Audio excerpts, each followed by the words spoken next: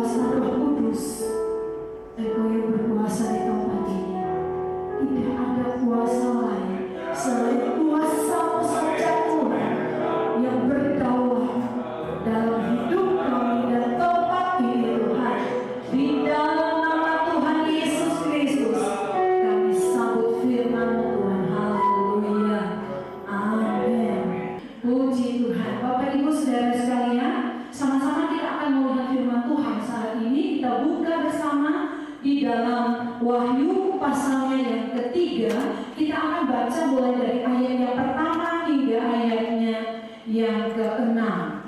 Dan tuliskanlah kepada malaikat jemaat di Sardis, inilah firman Dia yang memiliki ketujuh roh Allah dan ketujuh bintang itu. Aku tahu segala pekerjaanmu, engkau dikatakan hidup padahal engkau mati.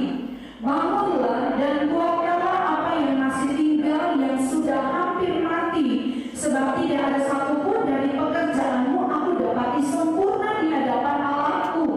Karena itu ingatlah bagaimana engkau telah menerima dan mendengarnya.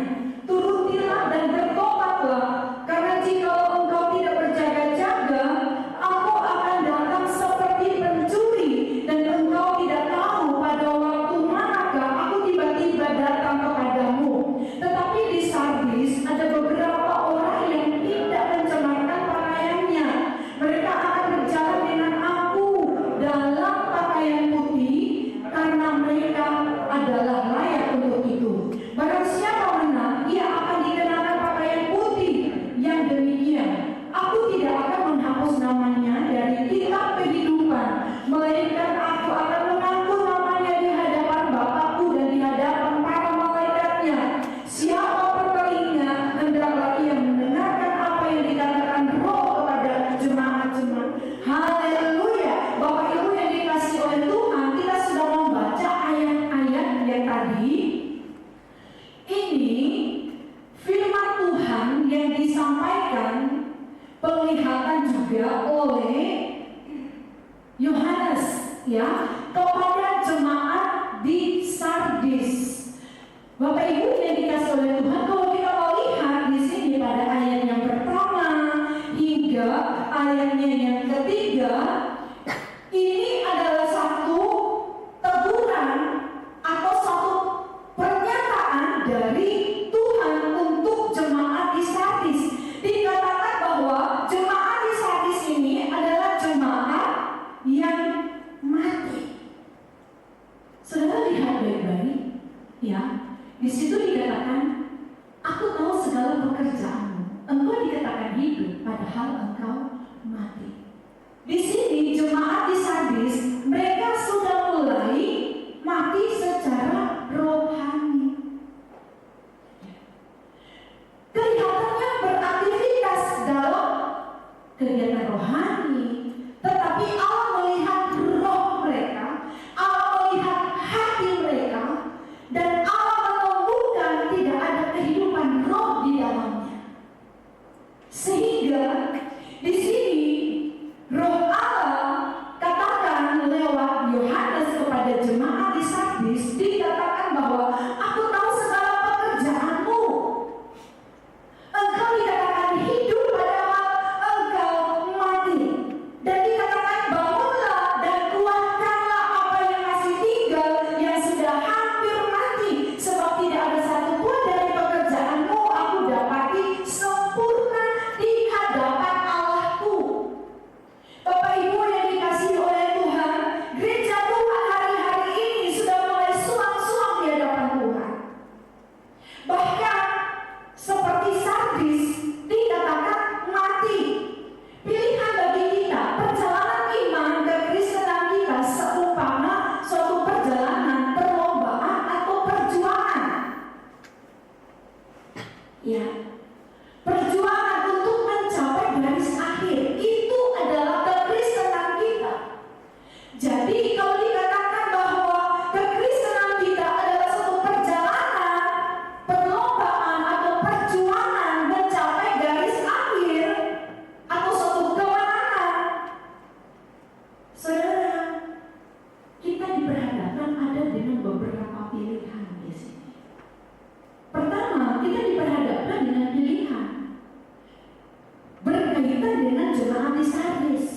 menjadi jemaat yang diam, ya,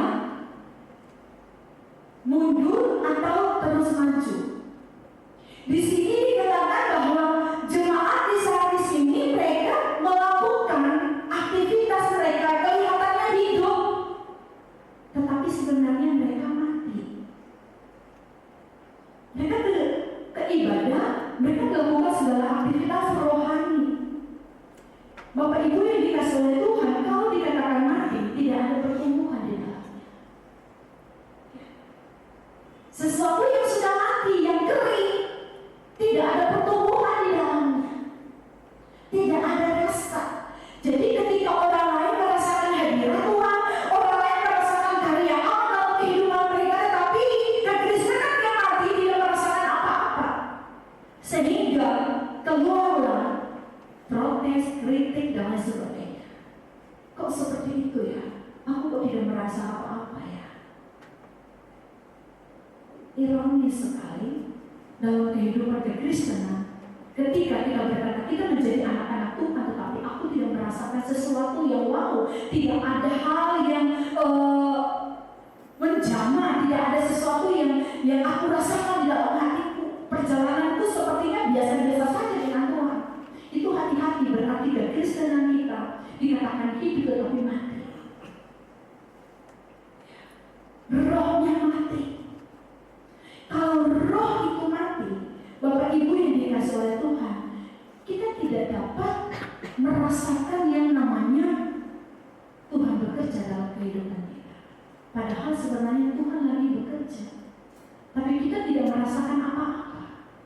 Karena apa? Kita mati, dingin, kita merasa hampa. Ikut Tuhan itu sepertinya seperti suatu rutinitas, tidak merasakan sesuatu yang gregetnya gitu loh, gak ada, rasanya biasa-biasa saja. Saudara, Tuhan menjadikan kita, ya, Tuhan mau ada satu interaksi antara kita dengan Dia, hati kita. Jadi Tuhan mau dalam keseharian kita menjalani kekristenan, menjalani atau membangun iman kita, Tuhan mau ada suatu interaksi dengan Dia, ada suatu percakapan, pembicaraan dengan Dia. Bukan pokoknya kita sepertinya ya sudah, saya ini Kristen, saya ke gereja, tetapi dalam keseharian, dalam perjalanan kita dengan Tuhan, kita tidak pernah ada satu hubungan dekat dengan Tuhan. Nggak ada sama sekali. Itu mati.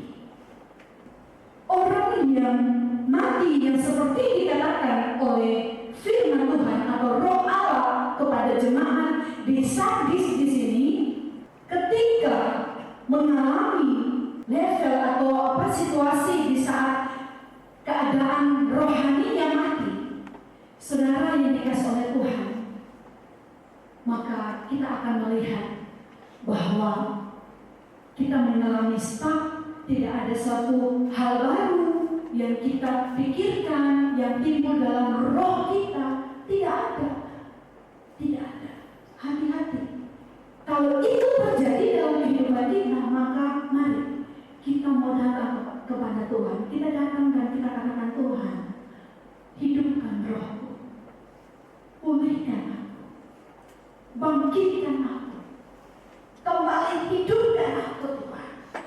Biar aku dapat merasakan Engkau secara pribadi, bukan hanya sekedar aku mendengarnya, tetapi benar-benar itu masuk di dalam hatiku.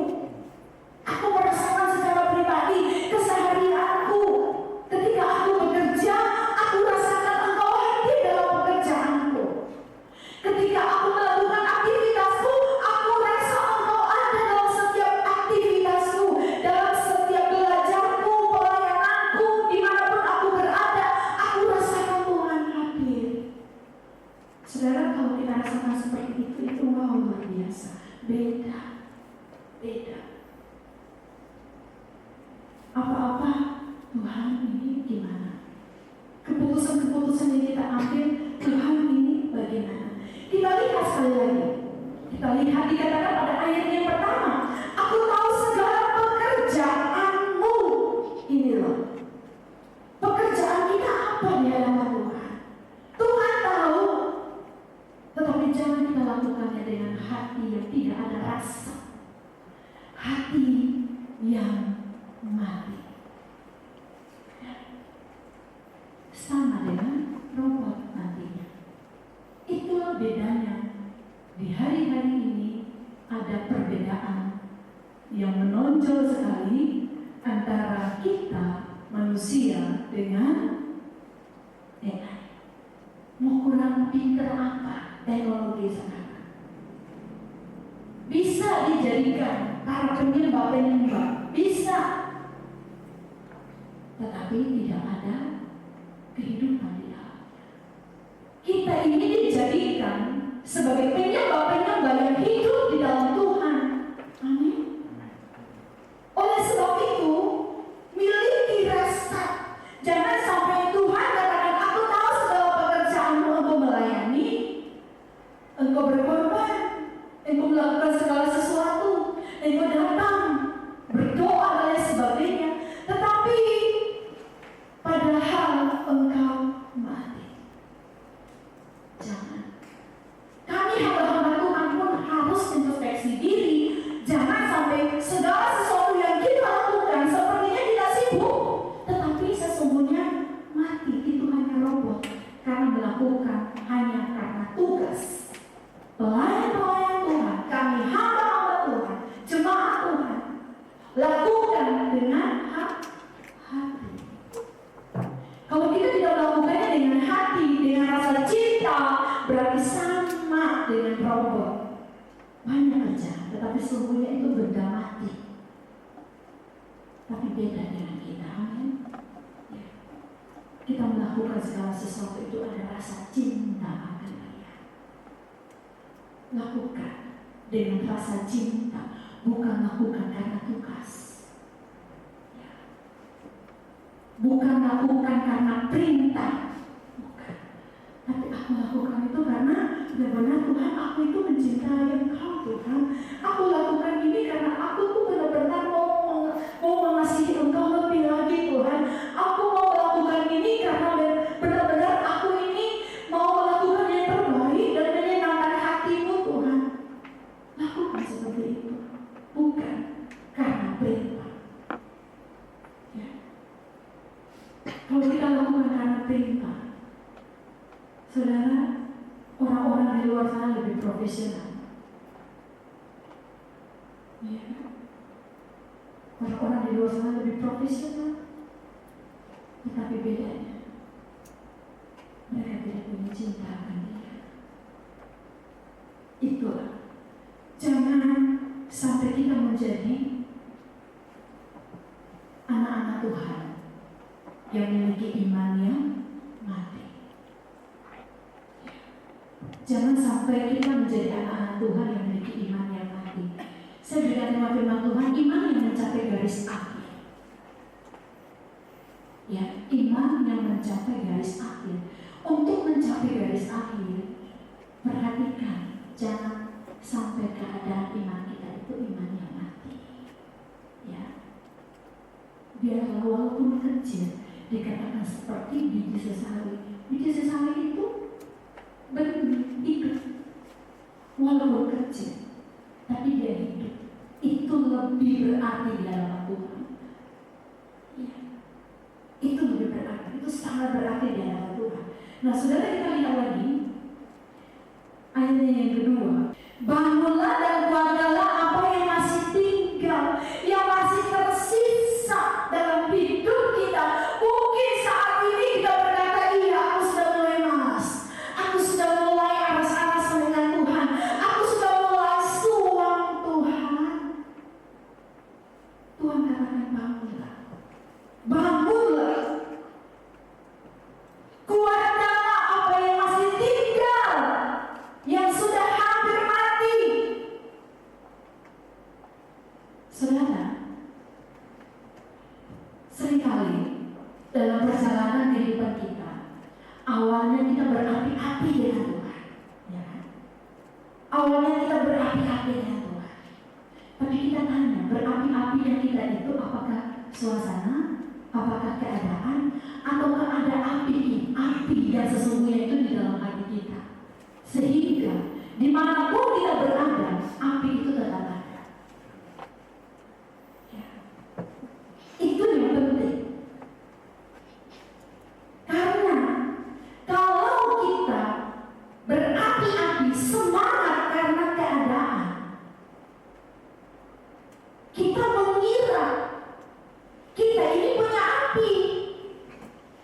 Ya, kita mengira kita ini punya api, tetapi ketika kita berjalan dan kita berada di satu tempat yang sepertinya kita sendiri, loh, kok apinya redup ya?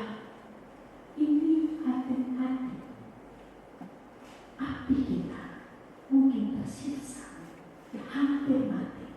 Tuhan katakan, bangun, kuatkan, nyalakan.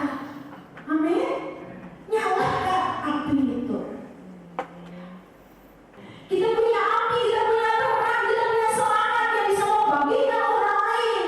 Jangan sampai ketika kita berada di tengah-tengah, di lingkungan yang mereka tidak punya api, mereka tidak punya semangat, kita ikut-ikutan tidak semangat. Jangan. Tapi biar api itu terus menyala, berkobar di dalam hidup kita. Mari dikatakan, bangunlah dan kuatkanlah apa yang masih tinggal, yang sudah hampir mati. Sebab tidak satu pun dari pekerjaanmu aku dapati sempurna di hadapan Allahku. Saudara, bangun, bagian kita bangun dan kuatkan. Bahwa yang masih tinggal itu, bahwa di hadapan Tuhan. Pekerjaan kita nggak sempurna, tapi ketika kita datang kepada Tuhan, Tuhan mampu menyempurnakannya. Mari, gereja Tuhan, miliki iman, ya, iman yang mampu terus bertahan sampai capai garis akhir. Jangan kita memiliki iman yang mati. Karena itu ingatlah bagaimana engkau telah menerima dan mendengarnya. Perhatikan. Karena itu ingatlah bagaimana engkau telah menerima dan mendengarnya. Turutilah dan bertobatlah. Karena jikalau engkau tidak berjaga-jaga, aku akan datang seperti pencuri dan engkau tidak tahu pada waktu manakah aku tiba-tiba datang kepadamu. Saudara, kita sebagai anak Tuhan, kedatangan Tuhan Yesus itu bukan seperti pencuri. Ya, karena Tuhan sudah memberikan tanda-tanda kepada kita. Kalau pencuri itu gak ada tanda-tanda, ya, tiba-tiba datang. Makanya dikatakan di sini, karena jikalau engkau tidak berjaga-jaga, tidak tahu apa-apa, seperti orang yang tidak tahu apa-apa, tidak berjaga-jaga, maka kedatangannya itu sama seperti pencuri. Tetapi tidak bagi kita. Kita tahu, cuma waktu yang tepatnya aja kita nggak tahu. Tapi kedatangan Tuhan, ya, Tuhan sudah memberikan tanda-tanda kepada kita, amin. Tuhan sudah menjelaskan semuanya ada di sini lengkap tanda-tandanya, dan kita sudah lihat hari-hari ini tanda-tandanya itu semakin gencar muncul. Hati-hati, jangan sampai kita menjadi orang-orang yang tidak berjaga-jaga sehingga kedatangan Tuhan itu seperti pencuri bagi kita, karena kita tidak berjaga-jaga. Kaget kan? Padahal Tuhan sudah lama ngasih tahu bahwa aku akan datang segera.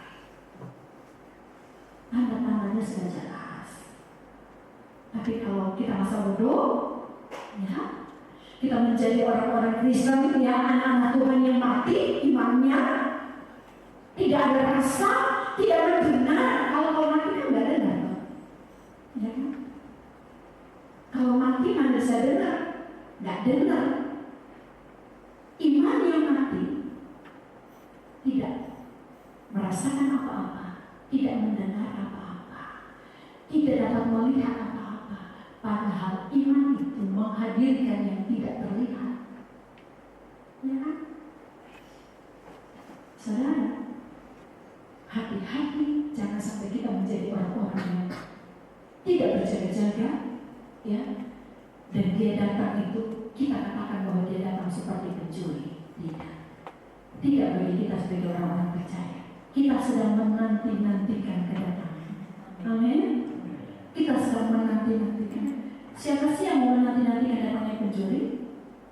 Enggak ada kan? Iya kan? Itu bagi orang-orang yang tidak percaya. Tapi bagi kita yang percaya, kita menantikan dia sebagai raja di atas segala raja. Tetapi di Sardis ada beberapa orang yang tidak mencemarkan pakaiannya. Mereka akan berjalan dengan aku dalam pakaian putih karena mereka adalah layak untuk itu. Saudara, kalau tadi mati, ya, pilihan bagi kita untuk mencapai garis akhir, iman yang mencapai garis akhir, yang pertama tadi berdiam atau mati. Yang kedua tadi, saudaraku yang dikasih oleh Tuhan, apakah kita mau maju atau kita mundur? Apakah kita mau maju atau mundur? Tapi kalau pilihan kita mundur, maka nama kita dihapus. Tadinya sudah tertulisnya, tetapi saudaraku yang dikasih oleh Tuhan, nama itu bisa dihapus kalau kita mundur. Jadi pilihannya, saudara, mau mati, mundur, atau terus maju. Kalau kita mati tadi, kita tidak merasakan apa-apa, tidak ada pertumbuhan apa-apa. Dan kalau mundur, nama kita yang sudah tertulis terhapus. Karena apa? Dalam Ibrani 10 ayat 28 dikatakan bahwa tetapi orang yang benar akan hidup oleh iman. Dan apabila ia mengundurkan diri, maka aku tidak berkenan kepadanya. Pilihan ada di tangan kita untuk mencapai garis akhir, untuk menang dalam iman kita. Apakah kita menjadi iman yang mati, atau iman yang mundur, atau iman yang terus maju? Kalau mundur, maka dikatakan aku tidak berkenan kepadanya. Nama kita dihapus. Kalau hapus itu dalam pengertian bahasa Yunani juga dikatakan bahwa adakan pembatalan. Saudara, adakan pembatalan berarti tadi sudah, ya, udah sepakat, tapi jangan sampai pengiringan kita di hadapan Tuhan kita menjadi orang-orang yang dibatalkan dari buku kehidupannya Tuhan. Tetapi biarlah kita menjadi orang-orang yang terus maju. Yang ketiga pilihannya itu terus maju, hidup menjadi beberapa orang. Kita lihat pada ayatnya yang ke-4. Tetapi di Sardis ada beberapa orang yang tidak mencemarkan pakaiannya. Mereka akan berjalan dengan aku dalam pakaian putih karena mereka adalah layak untuk itu. Saudara, yang tadi di atas dikatakan mereka itu mati. Ya, orang-orang jemaat yang mati. Tetapi pada ayat yang keempat dikatakan ada beberapa orang yang hidup tidak mencemarkan pakaiannya. Dan dikatakan bagaimana saudara? Di situ dikatakan mereka akan berjalan dengan aku dalam pakaian putih karena mereka adalah layak untuk itu. Ayat 5, barang siapa menang, ia akan dikenakan pakaian putih yang demikian. Aku tidak akan menghapus namanya dari kitab kehidupan, melainkan aku akan mengaku namanya di hadapan Bapakku dan di hadapan para malaikat. Saudara yang dikasihi oleh Tuhan, Pilihan kita mau yang mana? Mati, mundur, atau maju terus? Ya. Maju berarti kita mengambil satu ketetapan untuk hidup benar di dalam Dia. Kalau hidup benar di dalam Dia, berarti kita dikatakan apa? Dikasih, diberikan pakaian putih. Ya, dikatakan bahwa kita akan mengenakan pakaian putih, pakaian kebenaran itu. Ya. Pakaian putih, pakaian kebenaran. Kalau maju berarti kita harus mengenakan pakaian putih, kemurnian. Ya, pakaian putih, pakaian kebenaran, pakaian kemurnian. Saudara, yang namanya perlombaan, tadi awalnya saya katakan bahwa perjalanan kekristenan kita itu seperti perlombaan yang butuh perjuangan di dalamnya, pasti melewati apa? Ujian demi ujian, kan? Nah, pilihan bagi kita, apakah kita mau diam aja, pasrah? Apakah kita mundur? Atau apakah kita fight, kita maju, kita berjuang? Kalau kita berjuang berarti kita mengambil satu keputusan, kita mengenakan pakaian putih, pakaian kebenaran, hidup benar di dalam Dia. Karena Allah kita tidak pernah kompromi. Ketika Dia mendapati kita menjadi anak-anak Tuhan yang tidak berkenan, maka kita akan dikatakan kita dihapus dari buku kehidupan. Ngeri, saudara. Saat-saat ini bukan saat-saatnya dimanja-manja lagi. Ayo nah bertobat. Saudara, kekristenan yang bertumbuh, bukan kekristenan yang lain baru lahir. Kita ini seharusnya menjadi anak-anak Tuhan yang sudah bertumbuh, dewasa. Bukan kekristenan yang baru lahir. Sudah harus bertanggung jawab dengan dirinya. Kita pun seperti itu. Bukan kekristenan kita memiliki iman yang baru lahir, bukan. Tetapi kita harus bertanggung jawab dengan iman kita. Amin.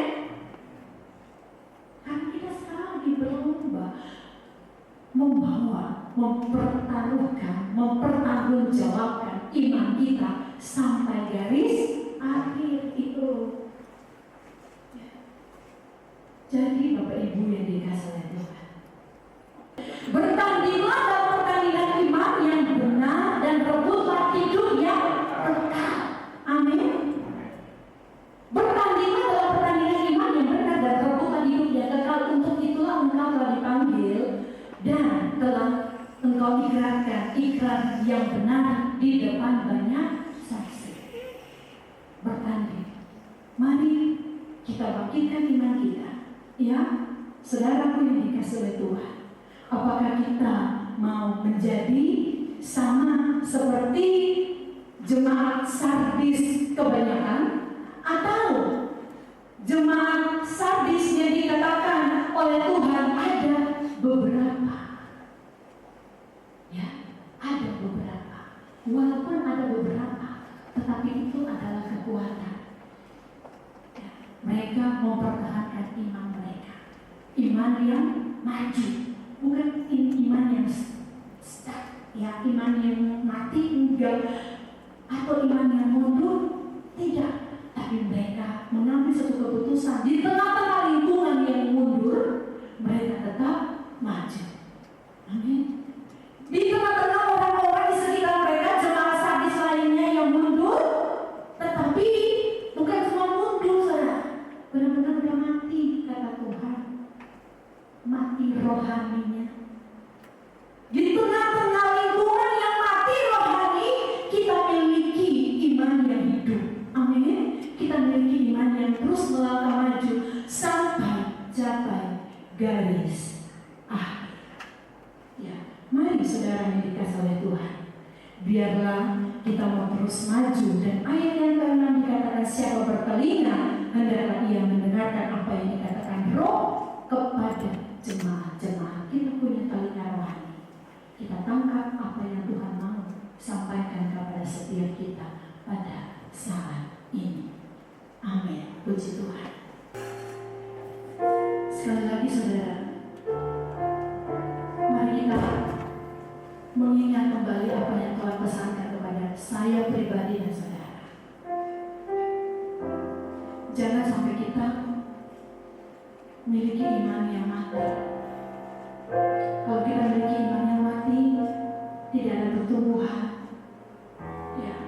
Dan kita merasa bahwa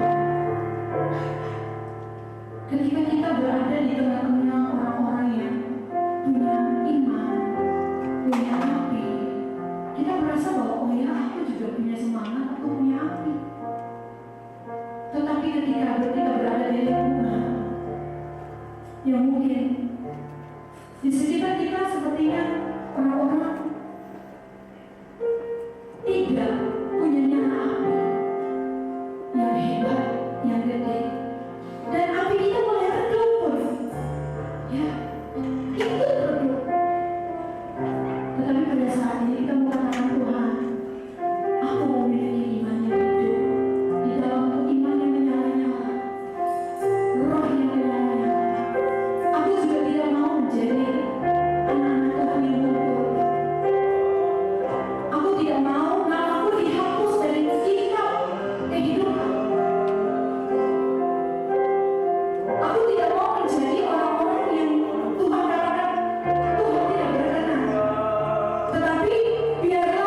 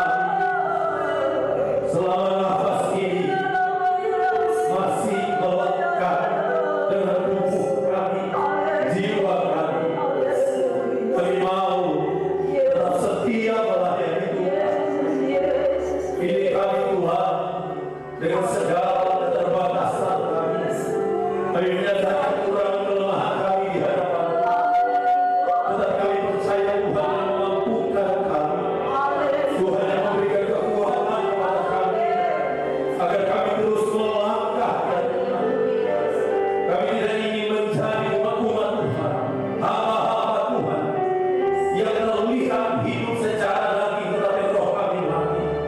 Untuk itulah kami perlu Tuhan, kami butuh roh Tuhan untuk menguasai kami Tuhan, untuk mengendalikan kehidupan kami ya Tuhan.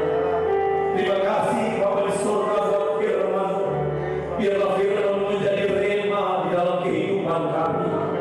Engkau mau terus memakai hamba-Mu dalam keluarga, dalam pelayanan. Engkau mau pakai juga ya Tuhan kami semua, pelayan-pelayan-Mu, jemaat-jemaat ya Tuhan. Terima kasih Bapa di surga.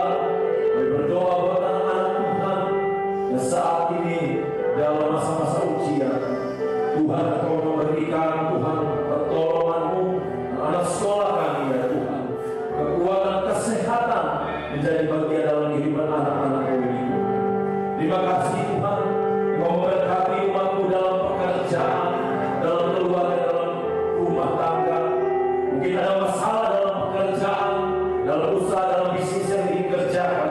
Tuhan selesaikan dengan cara Tuhan, dan biarlah nama-Mu dipermuliakan ya Tuhan. Terima kasih Tuhan yang sedang mengalami masalah dalam pertaruhan iman. Tuhan tolong mampukan agar iman kami tetap kuat di dalam Tuhan. Terima kasih Tuhan, terima kasih. Berkati umat-Mu, berkati dalam segala hal bangsa negara kami ya Tuhan, kota kami serahkan ke dalam tangan Tuhan. Terima kasih Tuhan. Sebentar melakukan kembali ke tempat masing-masing. Tuhan memimpin dan melindungi. Mari saudaraku, angkat tanganmu dan terimalah berkat Tuhan.